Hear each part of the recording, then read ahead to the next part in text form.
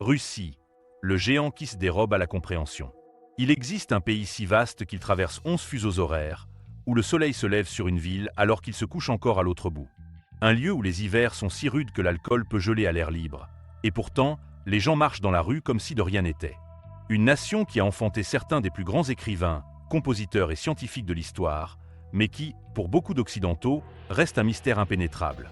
Je parle de la Russie, et ce que vous êtes sur le point de découvrir va vous faire voir ce géant du Nord avec un regard complètement neuf. Préparez-vous, car la réalité russe est bien plus complexe et fascinante que n'importe quel cliché. Le colosse qui défie l'imagination. La Russie n'est pas simplement grande. Elle est immense au-delà de toute appréhension. Avec 17 millions de kilomètres carrés, c'est le pays le plus étendu de la planète, plus grand que le Canada, les États-Unis et la Chine. Pour vous donner une idée, la seule Sibérie est plus vaste que l'ensemble de l'Union européenne. Elle partage ses frontières avec 14 pays différents, de la Norvège à la Corée du Nord, et s'étend de l'Europe à l'Extrême-Orient, traversant des forêts infinies, des toundras gelées, des montagnes imposantes et des steppes sans fin. Cette immensité a profondément façonné l'âme russe. Les Russes ont un concept appelé « doucha », l'âme, qu'ils estiment plus grand et plus profond que celui des autres peuples, précisément parce qu'il est forgé par les espaces infinis de leur terre. Et lorsque vous contemplez ces paysages démesurés, enneigés pendant 8 mois de l'année, où la nature est si puissante qu'elle écrase l'homme, vous commencez à saisir ce qu'ils veulent dire. L'hiver qui forge le caractère. Si vous voulez comprendre la Russie, vous devez comprendre l'hiver russe. Ce n'est pas juste du froid. C'est un ennemi implacable qui a vaincu des armées, façonné l'histoire et forgé le caractère de tout un peuple. À Yakoutsk, en Sibérie, les températures atteignent régulièrement les -50 degrés. À ces températures, si vous lancez de l'eau bouillante en l'air, elle se transforme en neige avant de toucher le sol.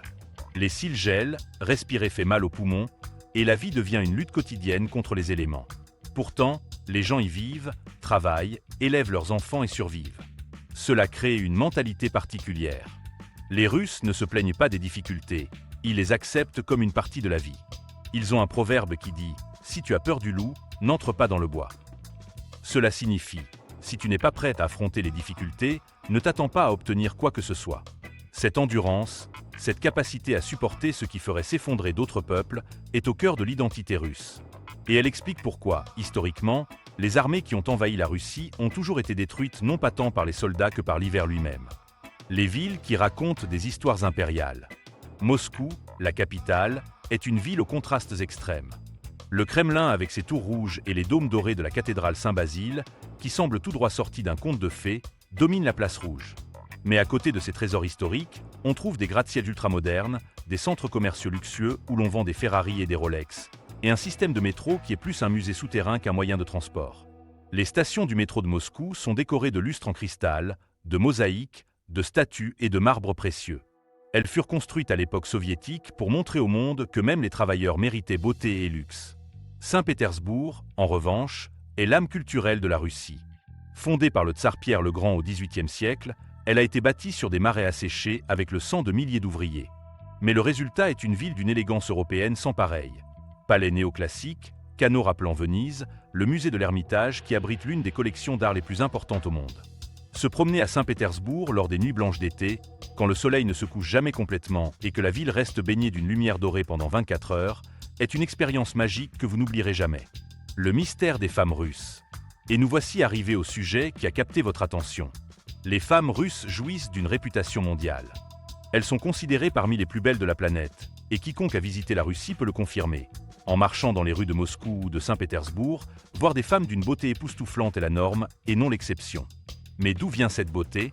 Certains disent que c'est génétique, le résultat du métissage entre sang slave, tatars et des dizaines d'autres ethnies qui ont traversé cet immense territoire au fil des siècles. D'autres citent la dureté de la vie. Dans un environnement si difficile, seuls les gènes les plus forts survivent. Mais il y a aussi un aspect culturel fondamental. Les femmes russes accordent une importance énorme à leur apparence. Même pour aller simplement au supermarché, elles se maquillent, s'habillent avec soin, portent des talons. Ce n'est pas de la vanité superficielle, c'est une question de fierté personnelle et de respect social. Une femme russe qui sort de chez elle négligée est sévèrement jugée, non seulement par les hommes, mais surtout par les autres femmes. Cette attention minutieuse à l'apparence crée un standard de beauté quotidienne que nous réservons en Occident uniquement aux occasions spéciales. Mais derrière cette façade parfaite se cache une réalité plus complexe. Les femmes russes sont incroyablement fortes, bien plus que leur beauté ne le laisserait penser. Elles doivent l'être. Dans une société qui reste profondément patriarcale, où l'on attend d'elle qu'elle soit à la fois belle, mère parfaite et travailleuse infatigable, la force intérieure devient une nécessité. Le paradoxe de la femme forte et traditionnelle. Voici le paradoxe fascinant. Les femmes russes sont à la fois ultra féminines et incroyablement dures.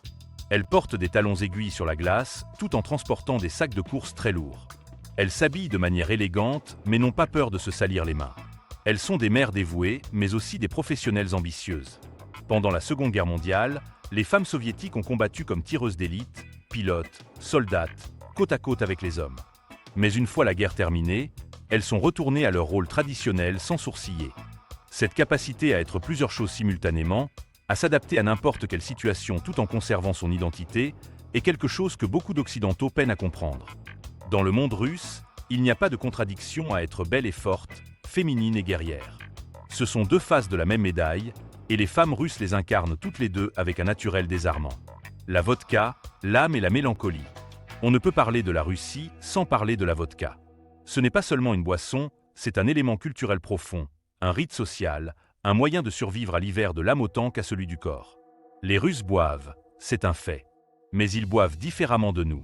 La vodka se boit pure, glacée, en une seule gorgée, suivie immédiatement de nourriture. Ce n'est pas pour s'enivrer rapidement, c'est pour créer une connexion, pour ouvrir le cœur, pour partager cette fameuse doucha. Il existe aussi un concept russe intraduisible appelé toska, une sorte de mélancolie existentielle, un sentiment de nostalgie pour quelque chose dont on ne sait même pas ce que c'est. Les grands écrivains russes, Dostoïevski, Tolstoï, Tchekhov, ont exploré ce sentiment dans leurs œuvres. C'est la sensation de vastitude, de solitude au milieu des espaces infinis, de questions sans réponse sur l'existence. Et si vous pensez que c'est déprimant, vous vous trompez. Pour les Russes, cette profondeur émotionnelle et beauté, c'est ce qui rend la vie digne d'être vécue. Le peuple qui rit des difficultés. Mais ne pensez pas que les Russes sont sombres et déprimés. Ils ont un sens de l'humour noir, cynique, autodérisoire, qui est absolument hilarant si vous le comprenez. Ils rient de leurs difficultés, de leurs tragédies, de leur histoire absurde. À l'époque soviétique, quand la nourriture se faisait rare et que la vie était dure, circulaient des blagues politiques si cinglantes que l'on pouvait finir en Sibérie juste pour les avoir racontées. Pourtant, les gens les racontaient quand même, à voix basse, risquant tout juste pour rire du pouvoir. Cette capacité à trouver l'humour même dans les situations les plus terribles est une forme de résistance, une manière de dire « Vous pouvez tout nous prendre, sauf notre esprit ». La Russie qui regarde vers l'avenir. Aujourd'hui, la Russie est un pays de contradictions. D'un côté, il y a la modernité éclatante de Moscou, avec ses milliardaires, sa technologie, sa culture pop. De l'autre, il y a des villages sibériens où la vie est restée inchangée depuis des siècles, où les gens vivent encore sans eau courante ni chauffage moderne. La Russie produit des ingénieurs spatiaux et des programmeurs de niveau mondial, tout en maintenant des traditions paysannes très anciennes. Elle est orthodoxe et religieuse, mais aussi profondément séculière dans les grandes villes. Et ces femmes incarnent toutes ces contradictions. Belles mais dures, modernes mais traditionnelles, ouvertes au monde mais farouchement russes. Comprendre la Russie, c'est accepter que tout ne doit pas avoir un sens logique.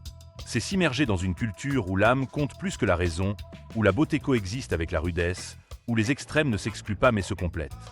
Alors, de quelle ville ou pays regardez-vous cette vidéo? Avez-vous déjà visité la Russie ou rencontré des Russes? Que pensez-vous de ce géant mystérieux? Écrivez-le dans les commentaires. Je suis vraiment curieux de connaître vos expériences et opinions. Et si ce voyage dans la Russie profonde vous a fasciné, cliquez sur le bouton abonnement juste à côté du j'aime. C'est entièrement gratuit, mais cela aide énormément la chaîne à grandir et à continuer à vous apporter des contenus uniques comme celui-ci. Merci beaucoup si vous le faites, chacun de vos gestes compte plus que vous ne le pensez. Et maintenant, ne vous arrêtez pas là. Cliquez sur l'une des vidéos que vous voyez à l'écran pour découvrir d'autres pays et cultures extraordinaires qui vous laisseront bouche bée. À très vite pour le prochain voyage.